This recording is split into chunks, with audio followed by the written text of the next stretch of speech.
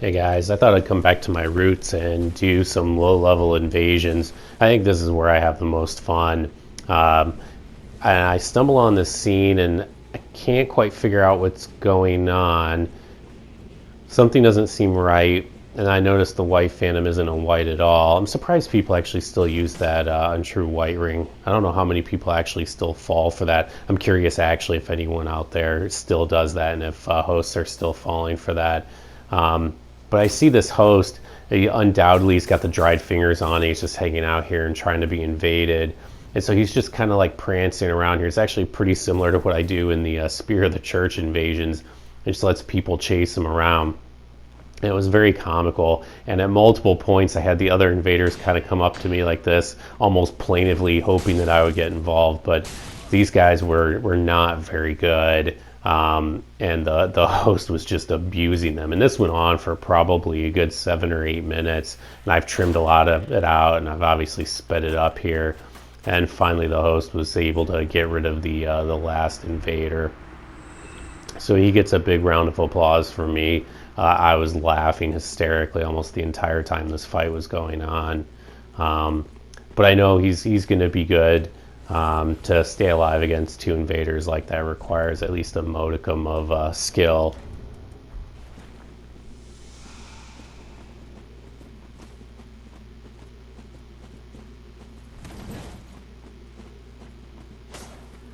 And right now I'm just kind of trying to suss out like how parry happy he may be.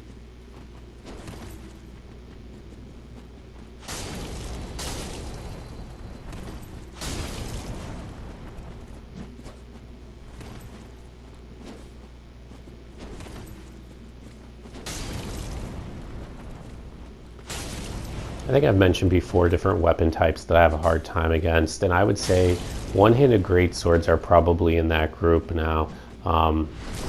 With some of the recent buffs, I guess it's not all that recent now, it probably is actually a good 6 months old, but when they had that big buff to the swing speed of the greatswords, I think it was Scott Young did some analysis, and there I was checking to see if he'd swing twice into my parry shield.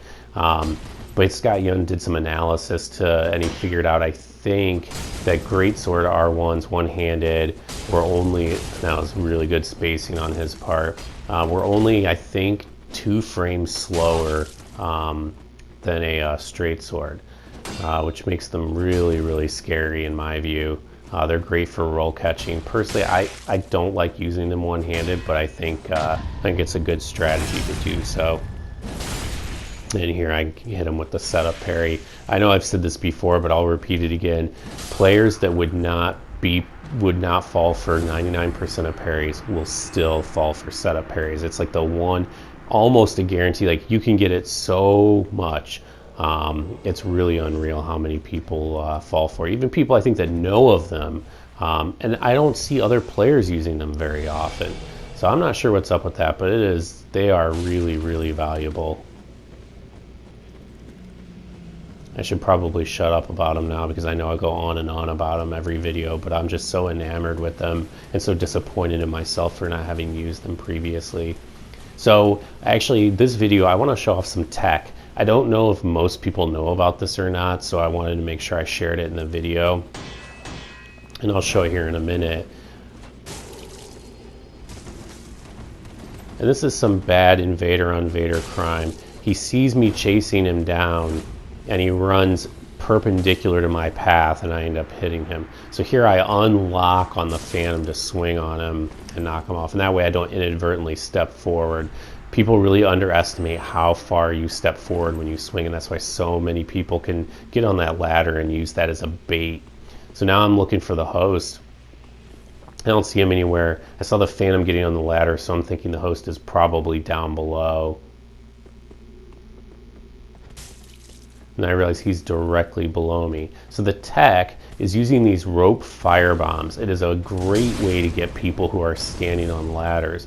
The trajectory of those is such that you can stand just about anywhere somebody is on a ladder. There's a place you can stand and hit them with those. So when people start screwing around on ladders and trying to troll you, that's especially like in Gank City, The Aldrich Gator ladder, that's a great technique. I'm indebted to my good friend Joke Bear for having discovered that and sharing it with me. So again, I don't know if that's common knowledge or not.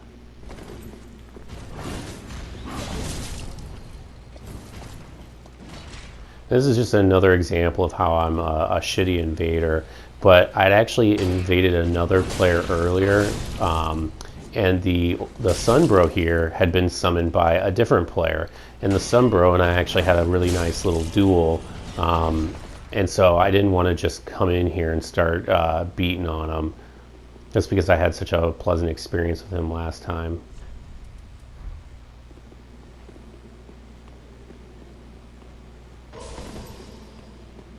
And actually, in the other one, I ended up beating the Sunbro, and the host stayed out of it, so I just black crystalled out after the fight.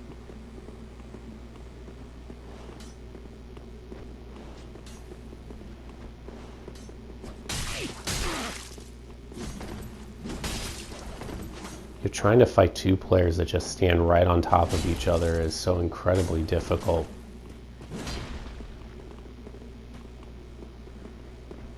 Especially when they're both passive, but they start swinging when you get close. There's just no good way to swing on either of them.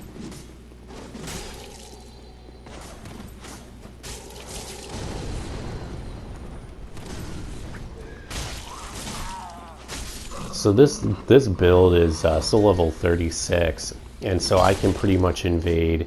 I used to be able to invade in Crucifixion Woods with this build, but the problem is that my weapons are +4. And so a lot of players coming through Crucifixion Woods are at +2, which used to be fine, but with the recent patch, I'll only match down as far as +3. So I don't get many people in Crucifixion Woods anymore, certainly not nearly as many as I used to get. And here's some just really bad panic rolling on my part. But I'll get a lot of matches in like Fair and Keep. I'll get a lot of matches in Cathedral of the Deep. And then I'll get a lot of matches here in Central Irithyll. However, I typically shy away from invasions here in Central Irithyll. The death of the Sunbro there was like perfect timing. But I typically stay away from here because even though I'll match here, I'm typically matching against players that are a good 10, 15, maybe even 20 levels above me.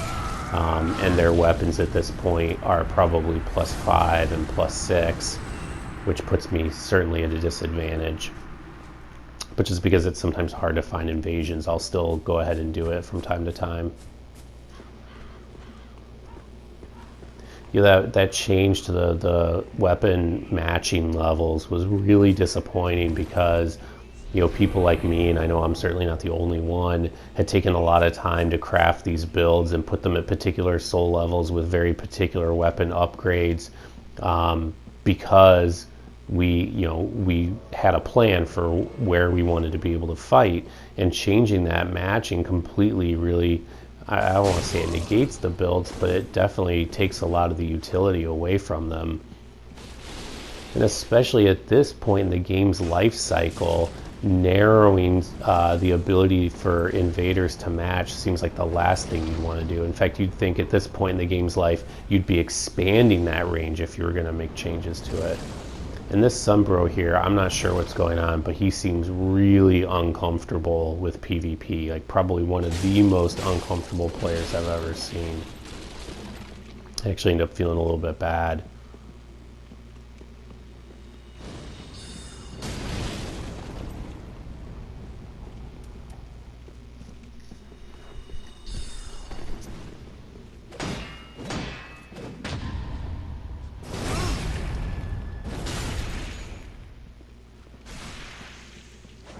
When you play with those twin blades, I don't know if those are the Warden or the Sellsword. I think they're the Warden, but I could be wrong. But those weapons require a very sort of aggressive play style to be effective. I think they're the Sellswords, but if you parry somebody that uses those, you can see now he's only swinging twice. He's not swinging that third time, so he's definitely aware.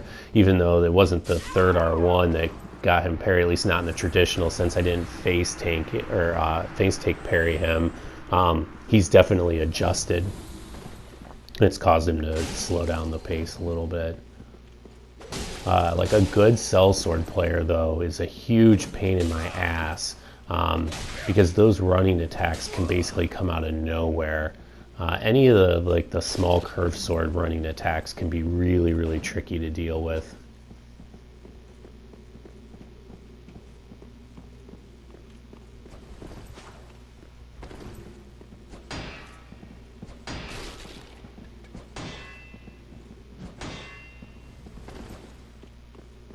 And there, I'm afraid my swinging was getting a little too rhythmic. I was afraid of parry attempts, which is why I was only swinging once. I wasn't blasting into his shield.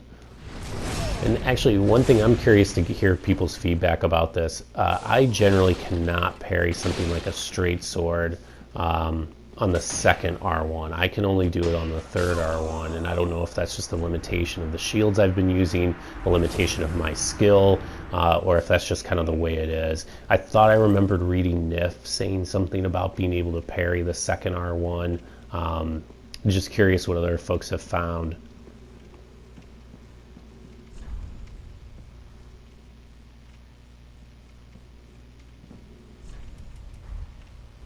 Let it be said that anytime you invade somebody and either the Phantom and the host, whatever, are willing to give you one-on-one fights, I realize it's not what a lot of invaders are there looking for. And if it's something that you don't want to do, I think you're well within your rights not to do it.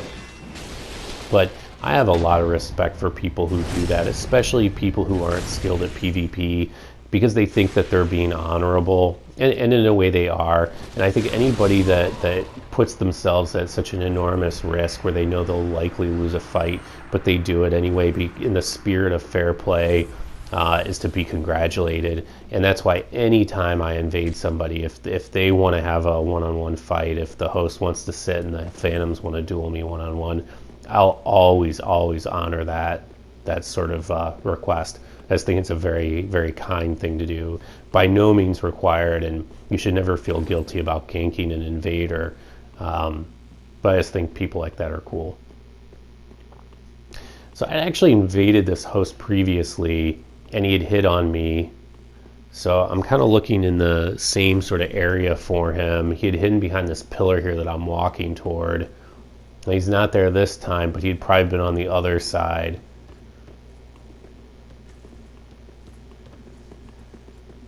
So I'm feeling the pressure because I know there's a blue in the world, and now there's a second one on the way.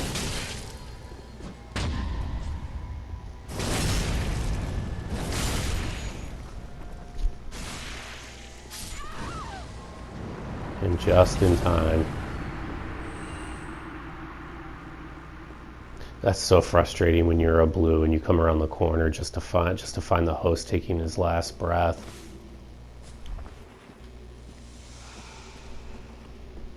It's funny, I'll invade all kinds of different soul levels, Spear of the Church, levels 180, I'm sorry, not 180, at level 80, 90, 120, and I'll always have a lot of fun.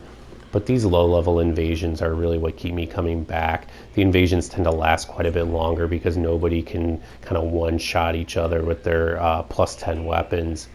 And here I come across this host, and I strongly suspect he is not AFK, even though that's the impression he's trying to give. Nobody would come up to the enemies like this and then leave their controller. So my guess is he's waiting to do perseverance or something when I roll up on him and attack me. So I'm really wary. I'm looking around for other Phantoms. And sure enough, as soon as I come up to him, he's swinging. So it was a bait.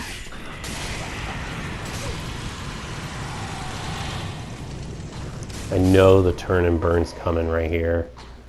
I know it's coming, and still I don't get out of the way. And that was my first clue that this might be a good player, because he swung twice, and then he starts circling to backstab the parry that he suspects is coming, that he suspected correctly. The challenge is that 99% of players are garbage that you invade, and so the reasonable thing to do is to treat them like garbage players, because when I went to parry that third R1, yeah, I'll get backstabbed on an occasion as a result, but 99% of the time I'll get the parry. So it's, you know, in these low level invasions, it's definitely an assumption that's worth making, but it definitely gets you burned sometimes as a result. So he's giving me pretty good pressure. The only thing is he's getting to be a little predictable. He's pressuring too much, I think. But he's not healing, and so I'm not either. And I'm trying to keep the pressure on him, and there he gets a parry. I wasn't really sure if it was luck or whether it was really skill, if it was a good read. I think it was a lot of luck, simply because I deliberately swing at him a lot earlier than I normally would. And because he's being too predictable with his aggression, I'm able to get the parry there. But, you know, trying to vary your swings so that you're not always swinging at the same time with respect to the distance between you. Varying the distance between you and your opponent when you swing so they can't time up, walk up and parry. So now my very next invasion, I invade the same guy again. So he's using the dried fingers and standing around and trying to bait invaders into coming after him so he can wipe the floor with them. He's good enough. I expect he probably beats the majority of people who invade him here.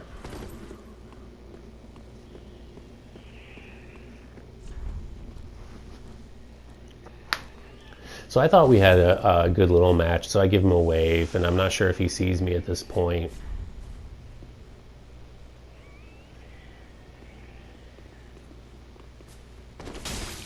And I realize, like, he's not feeling very friendly right now. So I don't know if he's salty about the loss or what's going on.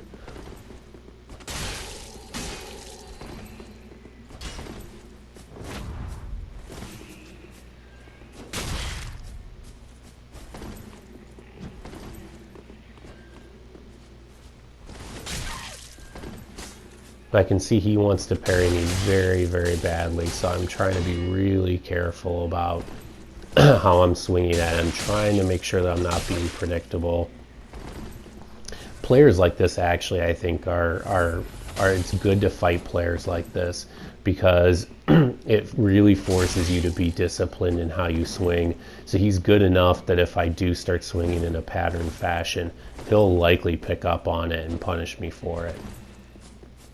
But at the same time, I want to try to stay aggressive against this guy. I don't want to let him completely take charge on the fight. And it's funny because in the previous fight, he didn't Estus at all, but in this fight, he is using Estus, which tells me that he's pissed and wants some payback. So I'm already imagining that if I lose to him, I'm going to get a bunch of point downs.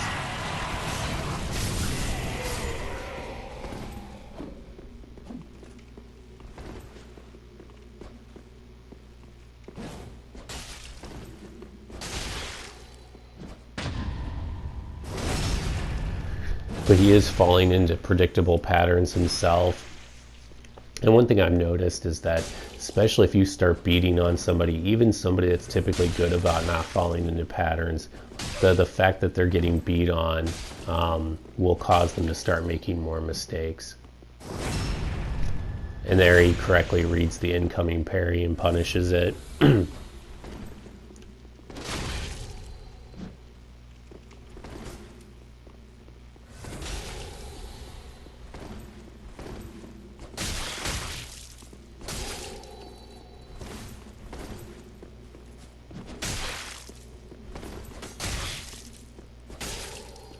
So if he's going to try to parry that R2, I'm going to make him pay for the misses.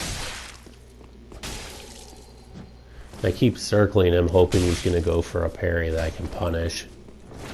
But he's being pretty smart about it.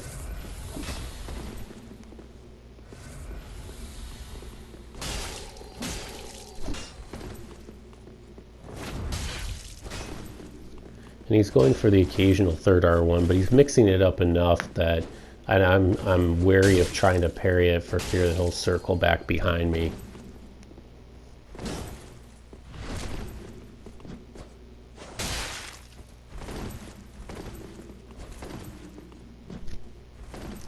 And his parries now are like kind of wild and frantic, and they're not even like really sensible parries. Like, he's not parrying at a time where I'm even thinking about swinging. But I imagine if this guy were salty at the beginning of this fight, by this point he is likely really, really, really salty.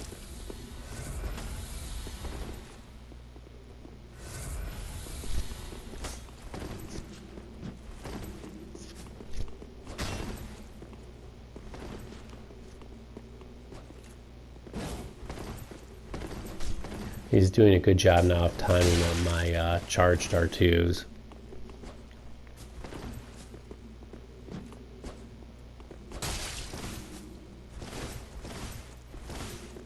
Trying to keep the panic rolling to a minimum.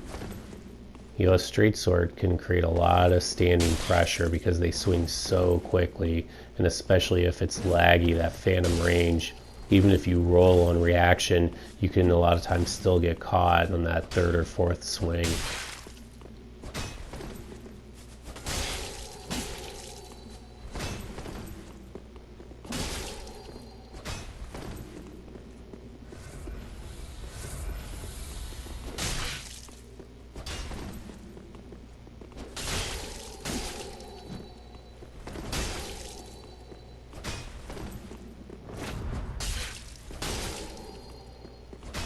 You got me with a couple of good roll catches there.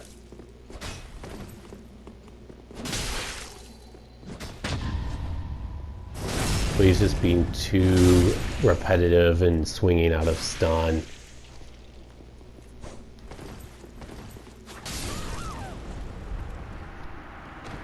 Hey guys, that's it. Thanks for checking in today. I hope you enjoyed.